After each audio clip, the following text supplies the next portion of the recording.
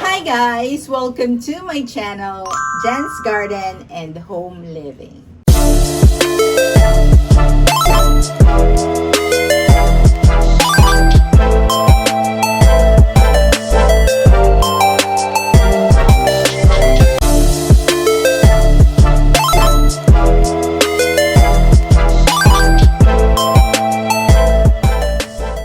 So how are you guys? I hope you are all doing well and safe. For today's video, it will be my new series of Repot with Jan. Okay?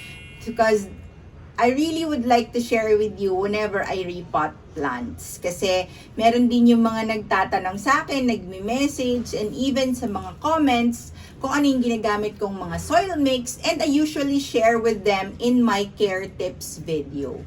But I think it's nice to chat whenever I repot plants as well. But before I do my first repotting, I would like to share with you my Aroid Soil mix. Okay? So for Aroid, specifically for Philodendrons, Anthurium, and Monsteras, meron talaga silang specific na, I would say, soil mix. Kasi generally, in almost all of my ornamental plants, I use loam soil, a little bit of ipa or rice hull, and cocoa peat because I wanted them to be well-draining soil. But for other types of aroid family or aroid varieties such as monsteras, philodendrons, and I would say anthuriums, they really need this specific airy type of soil mix. And that's what I will be sharing with you today. Alright, so let's get into the video. I will be sharing with you what are the types of mixture that I use in my personal soil mix. So now we are ready to do our aroid mixture or our aroid soil mix. So we call our aroid soil mix as chunky. Bakit chunky? Kasi halos nakikita nyo dito ngayon ay, kumbaga, pag ang magiging end result niya ay magiging chunky yung mixture. And that is because we needed enough aeration and drainage to our soil mix. So si Aroid, mas gusto nila ng airy na soil and at the same time well-draining so that the roots can grow bigger and mas magiging mahigpit yung kapit nila, and that way they will be able to grow better. Magiging mas happy yung ating mga aroids if we use a chunkier soil mix. So for my personal soil mix, here are my, I would say, ingredients or I would say our mixture. So it consists of cocoa cubes. So si cocoa cubes naman, madali lang siyang mahanap. Sa kahit na anong local garden center, pwede natin silang makita. So, cocoa cubes. And then, and by the way, bakit cocoa cubes? Kasi si cocoa cubes, mas nakakapagbigay siya ng aeration sa soil. Tsaka pag kumapit yung roots dun sa mga ganito, dito sa cocoa cubes, mas maganda yung kapit niya. Kaya ibig sabihin nun, mas makaka-grow ng mas matataba yung roots instead na yung mga hairy-like na roots. Yon. Next one is cocoa peat. So, cocoa peat, very accessible din sa atin. The reason why cocoa peat is at least it can keep enough moisture. At the same time, it's well-draining. Unlike pag pure na soil, yon, pwede siyang mag-cause ng root rotting because we know that sometimes pure soil doesn't, drain very well. So, mas magandang gamitin natin ay cocoa peat. And then, we have here pumice or pumice. Pumice or pumice. So, eto naman ay para sa pagdi-drain. Mabilis na draining ng ating soil mix. So, kailangan din siya for aeration. And at the same time, parang mas magiging chunky, madagdagan pa yung pagka-chunky ng ating roots or ng ating soil mix. Ito ang ating gagamitin. Next one is this one. This one is a vermicast or vermicompost or worm casting. So, ito lang yung parang magiging source ng ating soil at the same time fertilizer na siya para dito sa ating soil mix.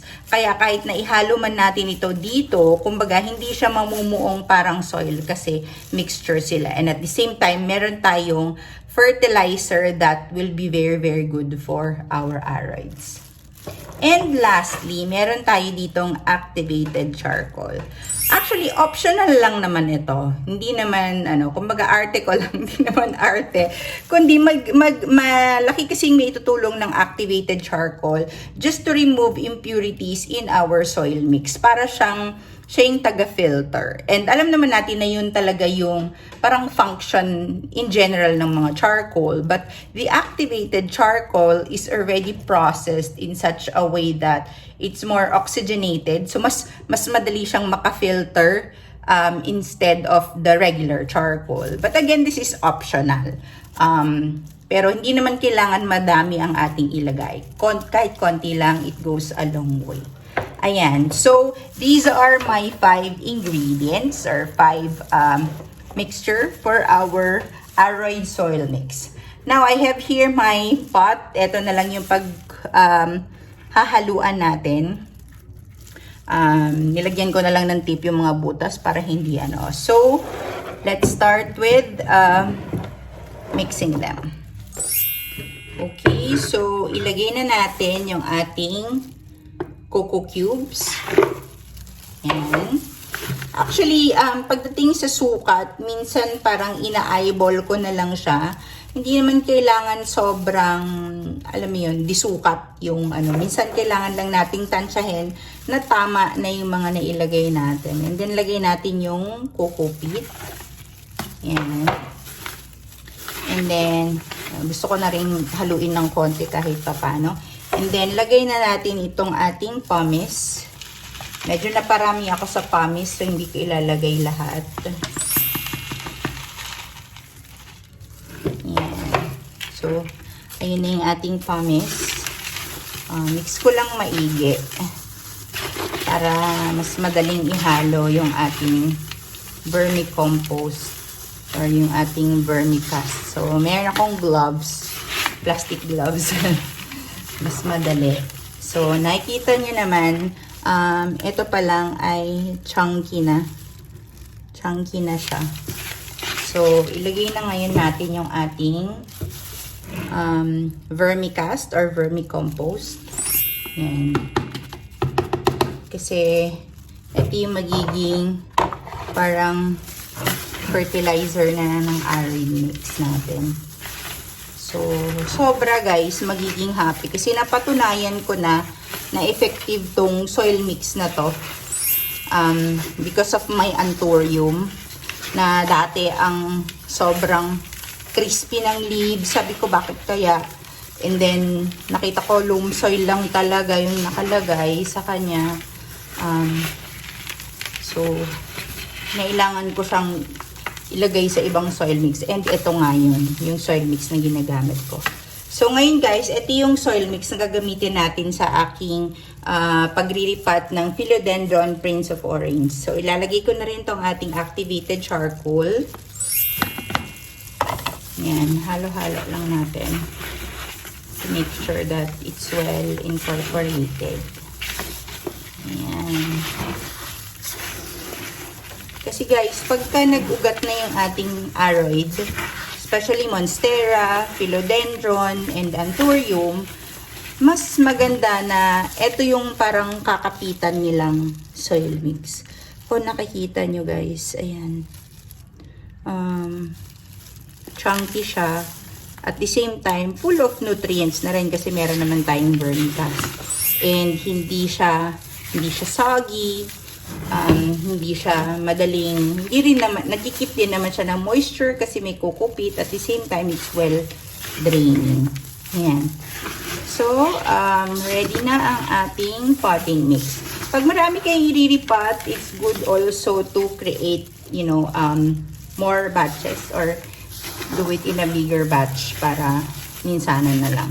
Pero just for this demonstration guys, para lang ma-share ko sa inyo. So yan ang ating Aroid Soil Mix. Now we are ready to repot my Philodendron Prince of Orange.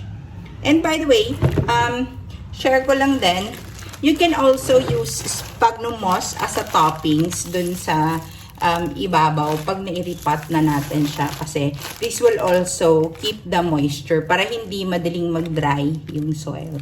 So yan. Now that you know the soil mix that I've been using for my aroids, join me in my first repot with Jan session.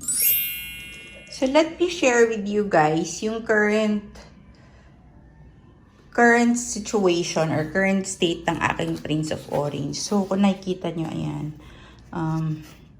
meron na siyang browning ng leaves, meron siyang mga brown spots, and then by the way, ito ay loam soil. So nung nabili ko siya kay seller, loam soil din yung ginamit.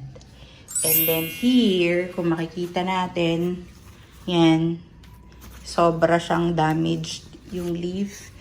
And etong pangatlo ay meron din siyang super crispy na leaf. Ayan. So, nakikita natin guys dito na talagang hindi happy si Prince of Orange. By the way, ito yung youngest leaf niya nung nakuha ko. And orange pa siya that time. Of course, over time, magiging green siya. And then, etong bagong tubo niya na to, kung nakikita nyo guys, instead of yung sprout niya is patubo na sana. Wait, yan. Para na rin siyang nag-rot. So, feeling ko damage na rin talaga to. So, I still wanted to save this kasi it's pretty much mature and healthy na tong Prince of Orange na to. Hindi lang siya healthy because of the soil mix. So, I will be repotting this in the soil mix that we have created. And then, I'll share with you an update. Probably a couple of weeks or probably in a month to see kung ano na nga ba yung nangyari sa kanya or ano yung magiging outcome. Also, I am thinking about pruning or taking off the leaves kasi kumbaga hindi na siya salvageable. Kaya lang, please comment down below guys sa mga nag-aalaga ng mga philodendron like eto, Prince of Orange, kung okay lang ba na kumbaga i-cut ko dito yung etong mga leaves na to. Just to, ang purpose ko lang naman is to preserve the energy of the plants. Hindi na mapunta sa leaf, kundi para mag-push na lang siya ng new sprouts. But I am also worried na baka maka-hurt yun sa plant. So please comment down below guys if you have any tips and advice. But for sure, I know that this one needs a new soil mix right now. Okay, so let's go ahead and repot this baby na sobra na siyang kawawa. Okay, so before natin siya ilagay sa bago niyang soil mix, kailangan muna natin siyang tanggalin dito sa kanyang old na soil. Ayan. Oh.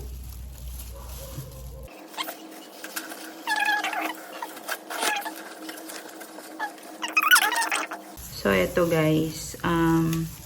This is a philodendron, I think, that was propagated from a cutting na matured naman siya.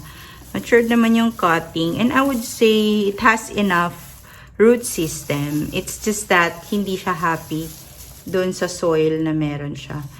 Kung tutuusin guys, meron na sana siyang bagong shoot ulit dito. Yan o. Pero dahil nga hindi okay yung condition niya sa soil. I think yun yung reason kaya hindi bumagal yung growth niya. Okay.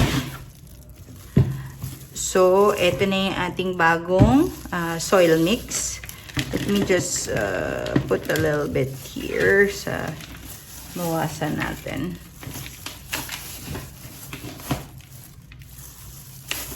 Okay. Then, pwesto natin siya.